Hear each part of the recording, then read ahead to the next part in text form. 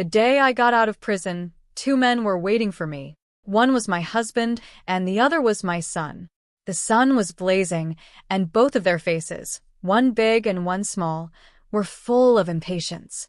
Erick asked me, after 5 years inside, "Have you learned your lesson? Do you know how to get along with people now?" The son I carried for 10 months chimed in, "Aunt Sophia, and I don't like dogs. So you're not allowed to have one anymore?" Thinking of the ridiculous reason for my imprisonment and the dog I'd raised for years that Sophia had beaten to death, I chuckled softly. Sure. Then I pulled out 2 documents. One was a divorce agreement, and the other was a document to sever parental ties. The day I was released, Erick came to pick me up himself. At the time, my face was pale and my arms hidden under long sleeves were still marked with scars left by others in prison. Yet Erick still had that same lofty, arrogant demeanor. He wore an expensive watch on his wrist and frowned as he looked at me.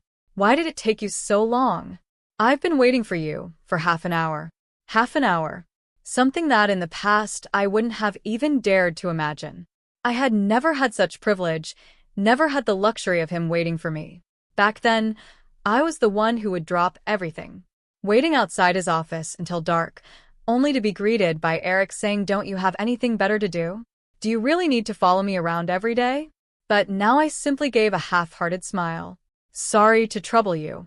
Erick opened his mouth as if wanting to say something more. I had already walked past him, not even glancing in his direction.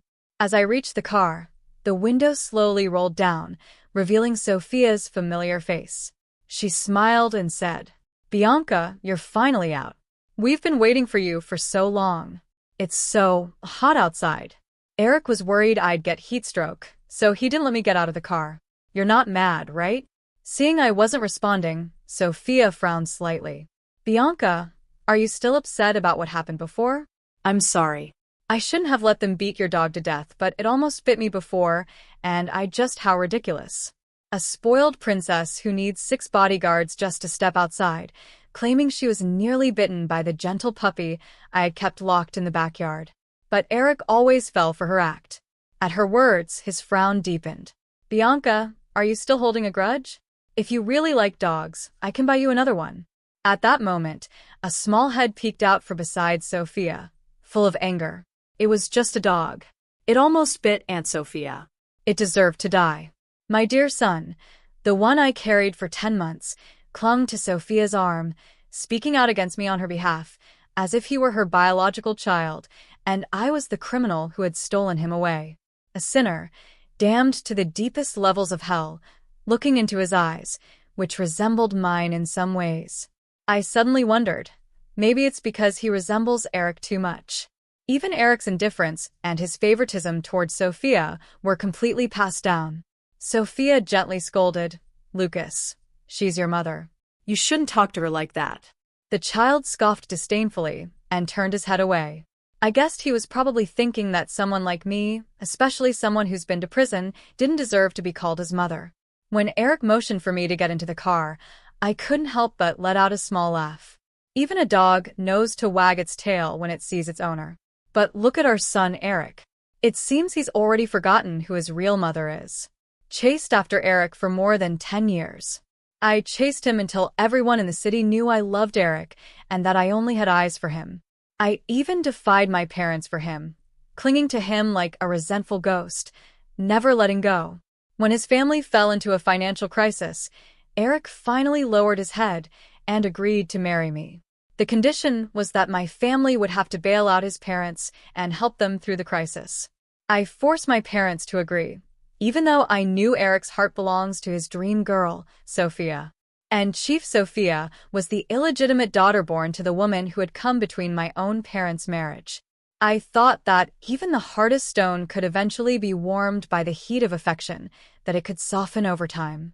But Erick turned out to be cold and unfeeling, like ice, no matter how long I tried to warm him. All I got in return was humiliation and disgrace. Later, Erick single-handedly brought his family business to its peak, earning him the respect and submission of others who all called him boss. And then he turned around and destroyed my family, leaving us in ruins. My brother was forced to flee abroad, and my parents ended up in prison. He left me by his side, making sure to put on a benevolent face and say if it weren't for the fact that you were pregnant with my child, Bianca, you wouldn't have fared well either. He brought Sophia into his life, surrounding her with luxury, nurturing her until she shed the demeanor of an illegitimate child and became polished and radiant. But Sophia hated me too, when I was about to give birth. She had my beloved dog beaten to death, and even made a pot of dog meat soup for me. Smiling, she said, "Bianca, since you love dogs so much, you should try tasting one." Furious, I slapped her on the spot and threw the scalding soup all over her. But the strain caused complications in my pregnancy, and I was rushed to the hospital that night, barely surviving to give birth to my child. Erick was merciless toward me because of Sophia's injuries. He personally sent me to prison. He even added a few fabricated charges, ensuring I stayed behind bars for 5 full years. The child I had risked my life to bring into the world, I never even got to see him, Erick said. Bianca, you should be grateful Lucas doesn't look like you. When I was released, I realized everything had changed, yet nothing had changed. Sophia still hated me just the same, and so did my dear son, the one I had fought so hard to bring into the world. It was as if they had formed some kind of anti-Bianca alliance, always casting disdainful glances in my direction.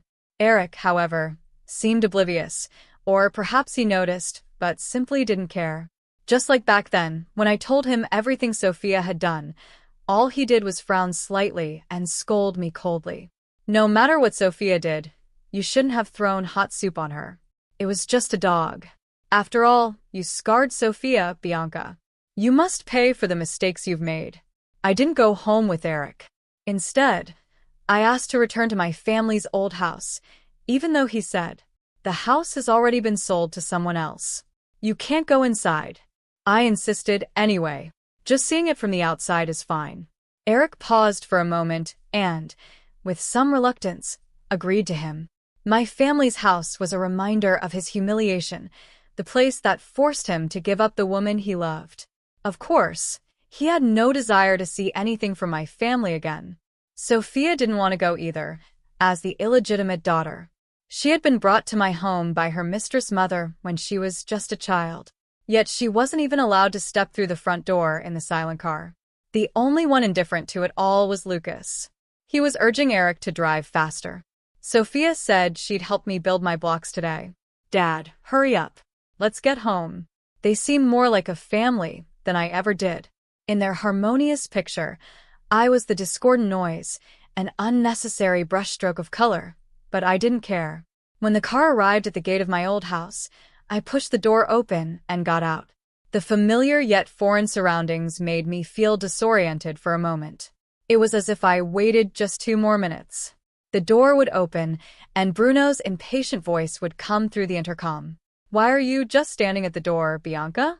Get inside and eat your supper."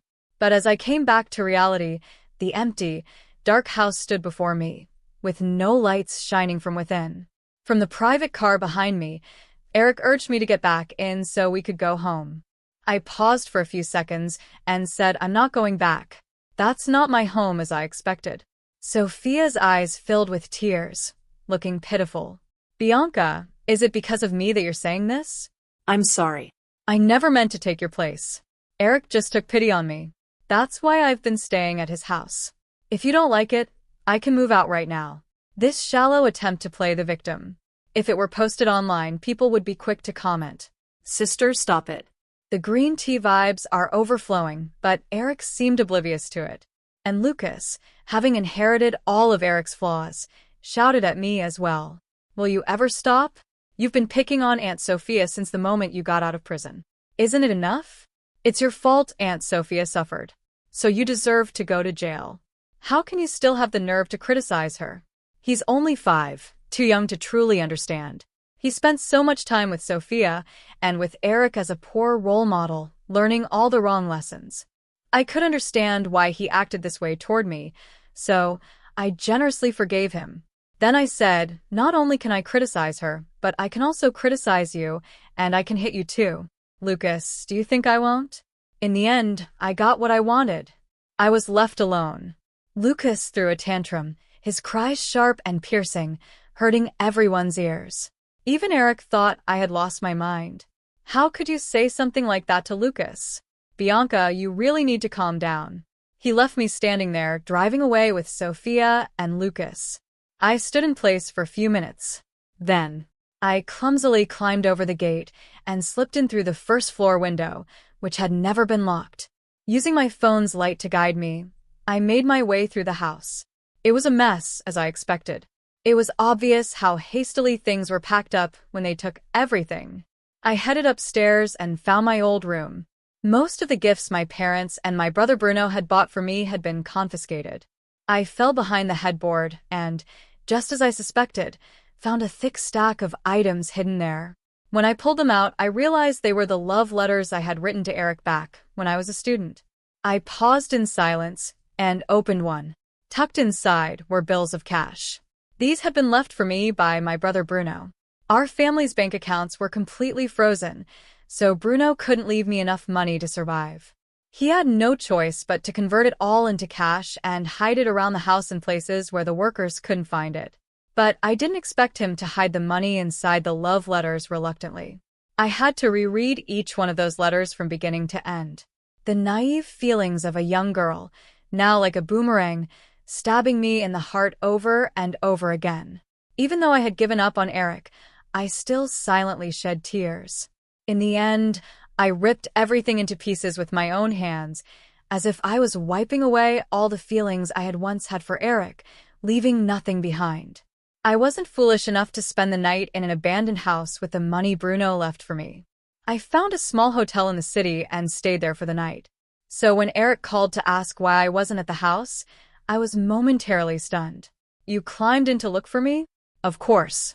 I didn't know if he had seen the shredded love letters, but an unwelcome hope surged in my chest. Before I could say anything, Erick continued. You're coming home with me today to apologize to Lucas and Sophia. What you said yesterday was ridiculous. Bianca, you can't talk to Lucas like that. He's your child. The words rose to my throat, but were forcibly swallowed back down. I curved my lips in a silent smile. Don't you think Lucas looks more like Sophia's child than mine? Erick froze. What do you mean? Let's get a divorce, Erick. I exhaled slowly, releasing the pressure in my chest, and said each word deliberately. When you have the lawyer draw up the divorce papers, have him prepare a document to sever ties as well. I don't want you or Lucas anymore. I thought I had made myself perfectly clear, but all Erick said was, Bianca, stop saying things just to spite me. It's pointless. Back when I was chasing him, I'd thrown my share of tantrums. I even gave him the silent treatment for days because of Sophia, but he didn't care at all. It was as if without me, he could live even more comfortably in the end. I had no choice but to swallow my pride and endure my disgust for Sophia. At that moment, I suddenly understood. Whether I was angry or not no longer mattered to Erick. Everything I did meant nothing to him. Just like now, I suddenly lost the desire to continue speaking with Erick. I only said that once the lawyer prepared the divorce papers, I would sign them. Then I hung up, completely indifferent to Erick's interrupted words. The sound in my ears faded, leaving me momentarily dazed. It was as if in an instant I had forgotten why I was even alive. Knock, knock. 2 gentle taps on the door. It was the owner of the inn asking if I wanted to extend my stay. I nodded while going downstairs to handle the extension. I heard the noise outside and couldn't resist looking back. It was children led by their parents skipping along happily, the inn owner said. There's a kindergarten nearby, so there are always a lot of kids around, and it can be a bit noisy in the morning. If it bothers you, I can give you a discount. I smiled and said that would be great. If it were back in the days when I was still a spoiled young lady, I wouldn't have cared about saving a few bucks. But now everything seemed like a fleeting illusion.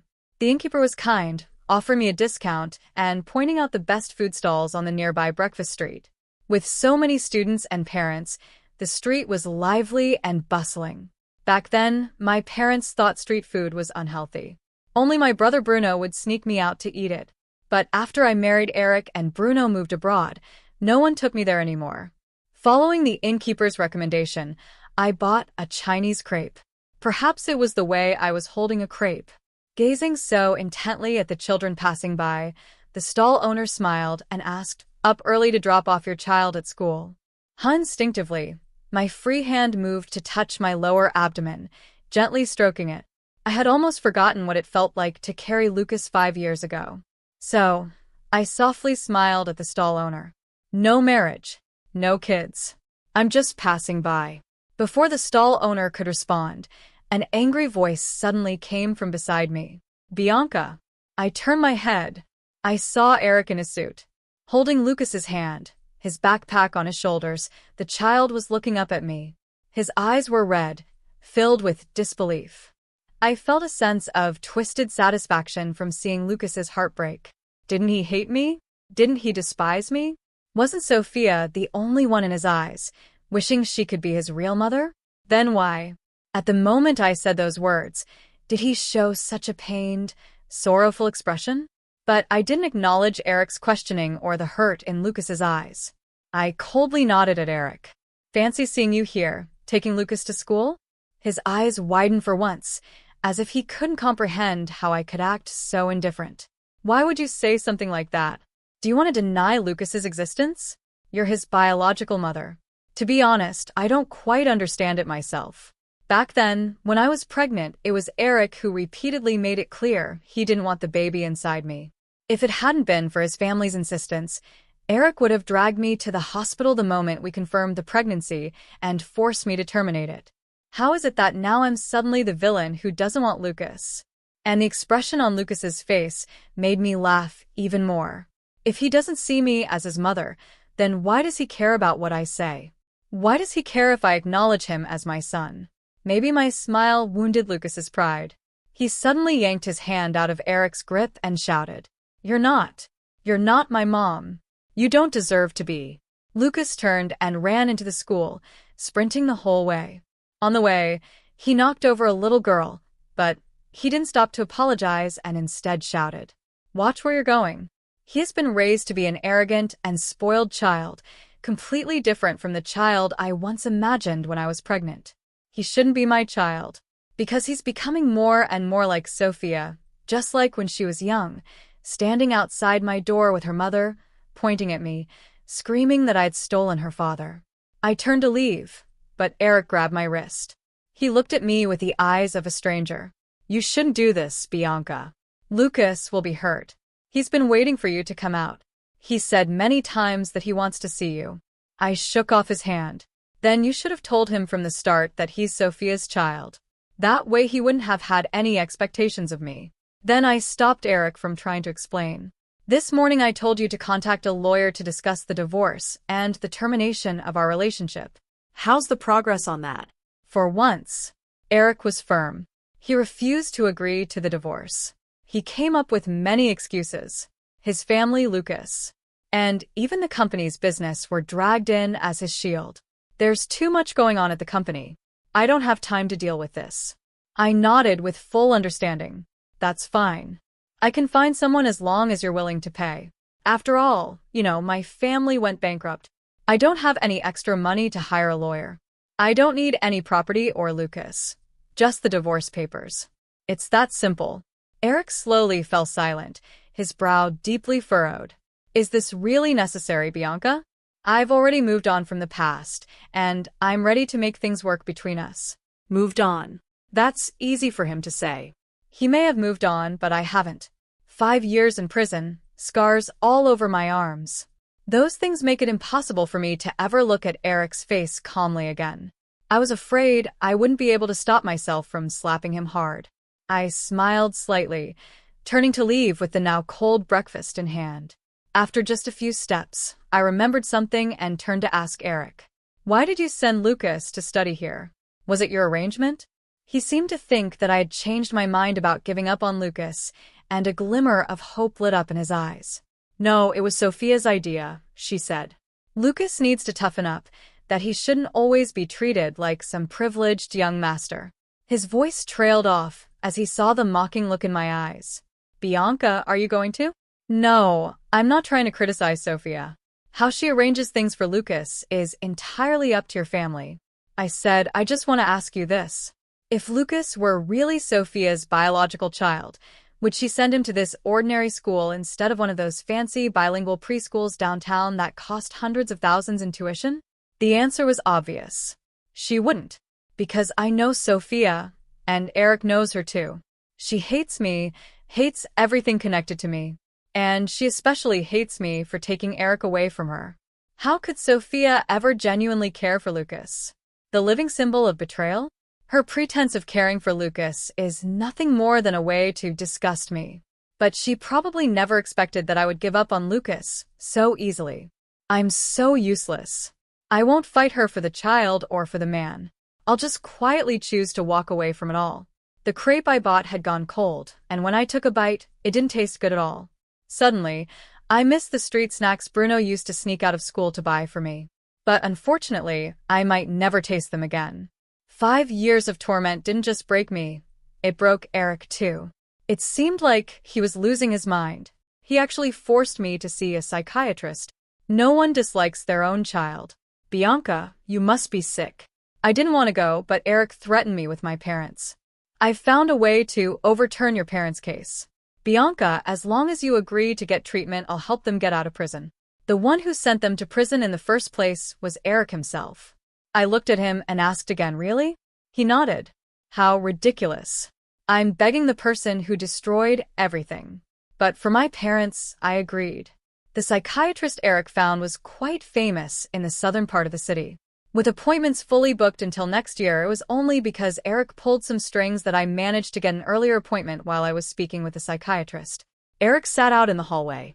He insisted that the door be left wide open, demanding that we be in his line of sight. The doctor chuckled and asked why I need to protect the patient's privacy. But Erick replied, she's my wife. I need to ensure her safety.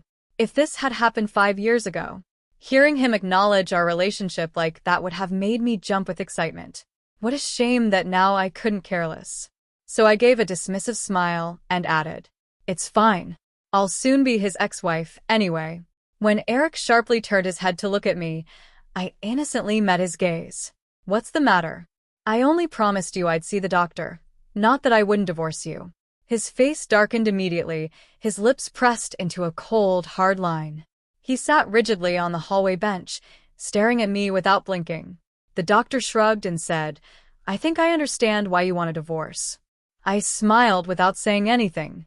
I suppose there really were many things I needed to vent to the psychiatrist. He even made a suggestion.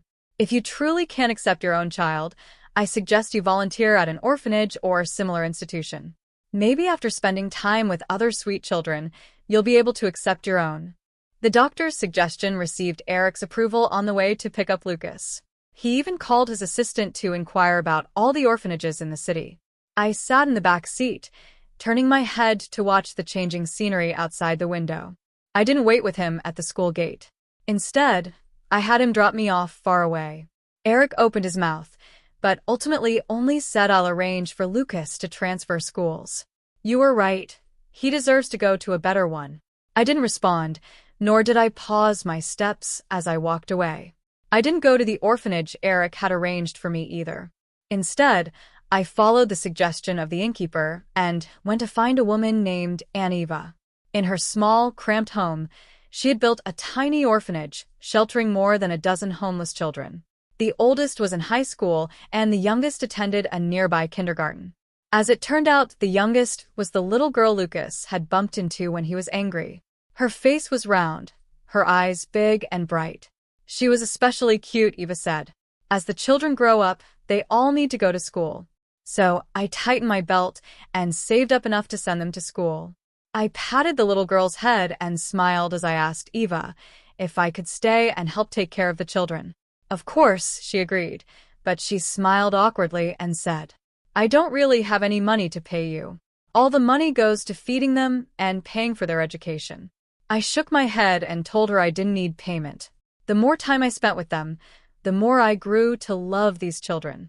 Golden riches might raise spoiled brats, just like Lucas, but plain porridge and pickles can nurture obedient and well-mannered children like Selena. When it was time for the kindergarten parents' meeting, Eva was busy taking care of the kids and couldn't go. So she asked me to attend the meeting in Selena's class. I agreed to take on the task. As it happened, Selena and Lucas were classmates, and their seats were very close to each other. So when Lucas saw me walking into the classroom holding Selena's hand, his eyes widened and he shot up from his seat. He had indeed been raised to be unruly and out of control. He ran over and pushed Selena. Selena fell to the ground, landing hard on her backside, and immediately started crying. Lucas, with his hands on his hips, shouted at her, "Thief." Selena, wiping her tears, stood up. "I'm not." Because of the commotion, the other parents all turned to look.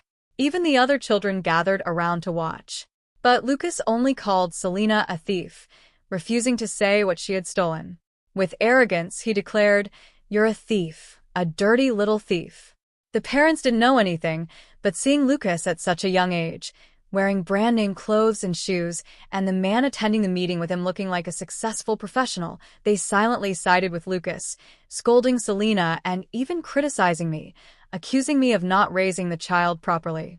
I remained silent after helping Selena up, dusting off her clothes. I sternly questioned Lucas. "You say she's a thief. What exactly did she steal from you?" Lucas's eyes turned red as I scolded him, and tears started to roll down his cheeks, but he stubbornly bit his lip. "She knows exactly what she stole from me. Maybe I was too harsh." The other parent stepped forward, telling me to speak more gently to the child. Seeing Lucas in tears, some of them even spoke more harshly. "You didn't raise your own child properly, so how can you take it out on someone else's kid? I bet your kid will turn out just like you. No good." They continued to criticize, completely ignoring Selena, who was crying and denying. "No, I didn't steal anything." Just as the commotion reached its peak, the teacher and Erick finished their conversation and entered the classroom. The teacher asked, "What's going on here?"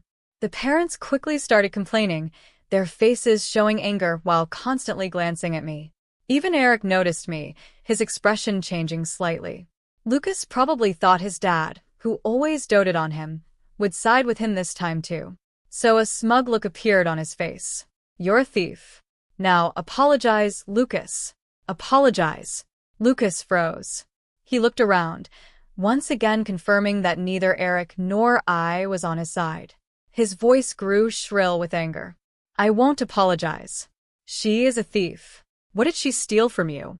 Under Erick's stern questioning, Lucas couldn't hold back anymore. He burst out crying, shouting, "Selena stole my mom. She's supposed to be my mom. Why is she helping Selena?" As his words fell, the room fell into a stunned silence. The parents exchanged awkward glances, and for a long time, no one said a word. It was probably at this moment that they noticed the resemblance between Lucas and me. One by one, they awkwardly closed their mouths and slunk back to their seats. The child's crying didn't stir any emotion in me. I didn't even glance in his direction. Selena wiped her tears and asked me if I wanted to go comfort Lucas. She added, "It's okay, Bianca. I can attend the parents' meeting by myself." I patted her head and smiled. "No need.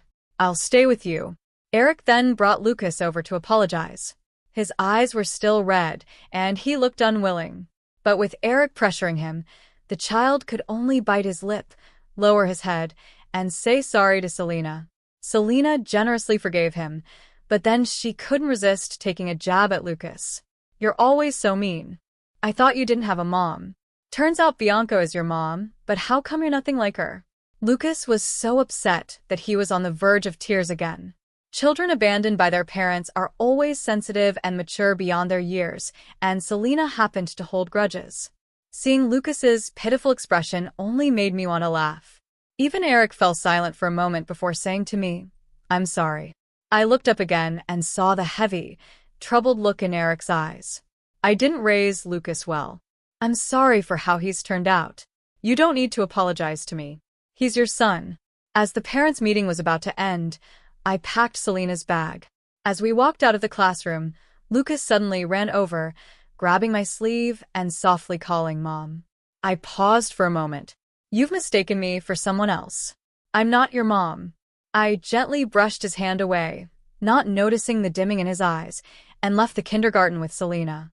I had been waiting for Lucas to call me mom for 5 years, but when it finally happened, I didn't feel the joy I had once imagined. I had once hoped for this moment before he spoke up for Sophia and looked at me with disdain. But on the day I was released from prison, when I saw him defending Sophia and talking back to me for her sake, the child I had carried for 10 months had already died for me. Afterward, it seemed like Lucas had latched onto me and Selena. Every time I went to pick Selena up from school, Lucas would always be sticking close to her. When he saw me, his eyes would light up, but then he would turn his head as if nothing had happened, only to keep glancing at me secretly. I acted as though I didn't notice his gaze, completely ignoring Lucas's hopeful looks. Selena didn't like me picking her up anymore either, constantly complaining about how annoying Lucas was. But soon enough, she started relaying Lucas's words to me. He said he's transferring to a new school and won't be able to see me anymore. He asked me to give you something. It's the card we made for Mother's Day in class. Lucas said he spent a long time preparing it and wanted to give it to you. He also said that Aunt Sophia moved out of the house and asked me if you're coming back. Selena blinked, looking at me innocently. Bianca, are you leaving? I smiled and shook my head. No, I'm not leaving. I had no interest in returning to that house. Everything that happened in the past, although no longer mentioned, doesn't mean it didn't happen. Even today, no matter how hot it gets 37 degrees outside, I haven't worn short sleeves again, partly out of fear and partly because I don't want to. The scars are too many and too deep. I don't want to scare anyone by showing them. The divorce agreement I had with my lawyer draft was progressing steadily, but Erick never cooperated, always saying he needed more time to review the terms, asking me to wait for his response. The lawyer asked me what to do. After thinking about it, I took the printed draft and went to see him in person, as luck would have it. Sophia was there too. She stood with an air of the lady of the house, smiling at me with narrowed eyes. What's the matter, Bianca? Why have you suddenly come back? Do you need something? A long time ago, Sophia and I had a similar confrontation, back when I first found out Erick liked her, and she turned out to be my father's illegitimate daughter, blinded by jealousy. I wanted her to leave Erick. I never expected that one moment she'd be mocking and taunting me, calling me delusional, and the next, she'd be spilling coffee all over herself, her eyes welling up with tears. I was stunned. I turned to see Erick storming in, face full of anger. Bianca, don't take your spoiled brat attitude out on Sophia. I hadn't even had time to do anything. Yet I was instantly blamed for targeting Sophia, and she got what she wanted, wrapping herself smugly in Erick's jacket, giving me a triumphant smile. When it comes to Sophia, I've always lost because Erick always favored her. She never had to do anything, and Erick would stand by her side. All these years later, and I once again found myself facing off with Sophia. The maid brought tea, and I glanced down at it, smiling slightly. I just wanted to see if you still have the nerve to wear short sleeves. Just as I expected, Sophia lost her mind on the spot. She threw the scalding hot tea at me, her voice shrill and piercing. You think you'll be better off. What? Did the people I sent not manage to ruin your hand? I had already suspected as much the women in prison who had clear intentions, coming straight for me with sharpened toothbrush handles to slash my arms. Those were probably all arranged by Sophia. She didn't dare ruin my face directly, worried that Erick would notice something when I was released. So she chose to get back at me in a roundabout way. She must have given specific orders to make sure I suffered 100 times more than she ever did. That's why my body is covered in scars. And those 5 years in prison were so dark that I don't even want to remember them. The hot tea seared my arm and the side of my face, turning my skin a bright, painful red, but I didn't react the way I had 5 years ago. Recklessly lunging at Sophia to make her pay, I simply curled my lips into a slight smile and looked at her calmly. Sophia, sometimes people turn into exactly what they hate the most. She froze. The next moment, the door burst open. Erick rushed in, his eyes widening slightly when he saw my condition. Sophia, why did you? Sophia scrambled to explain herself. But Erick didn't listen to a word, she said.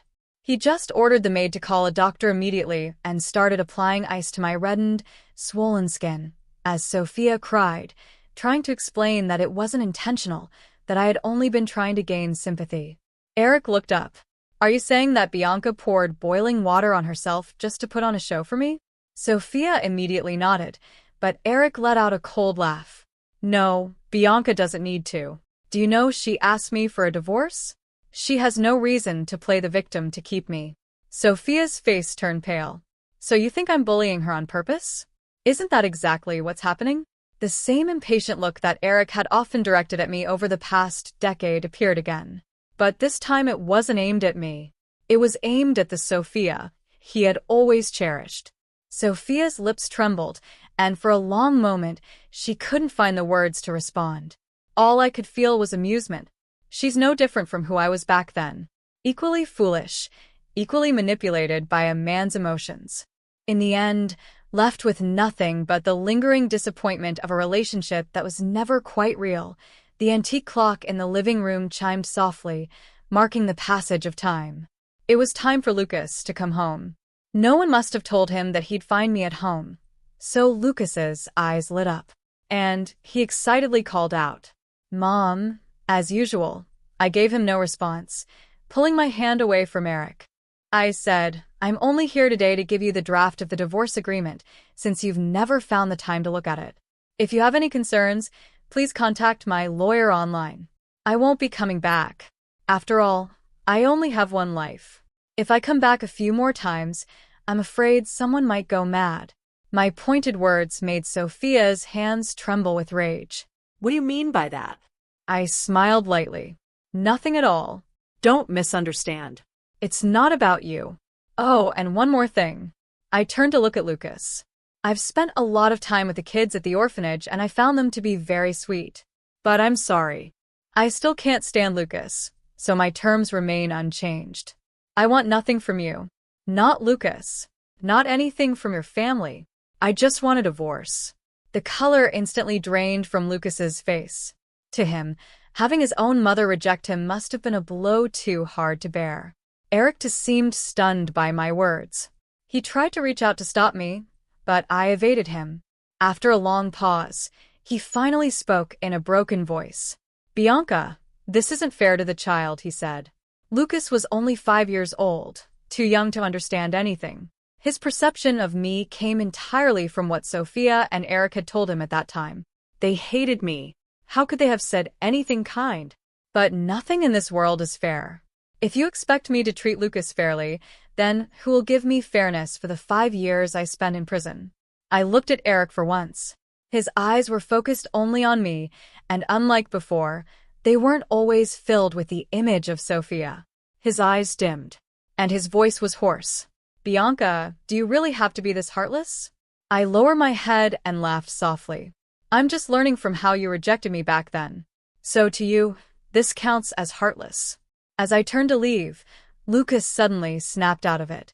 He clung to my legs, crying sharply, his face turning red from the strain. Mom, I know I was wrong. I'll listen to you from now on, I promise." It was Aunt Sophia who told me to say those things. I'm sorry, Mom. "Please don't be angry. Mom, please don't leave me." The sharp sound of his crying made me furrow my brow slightly.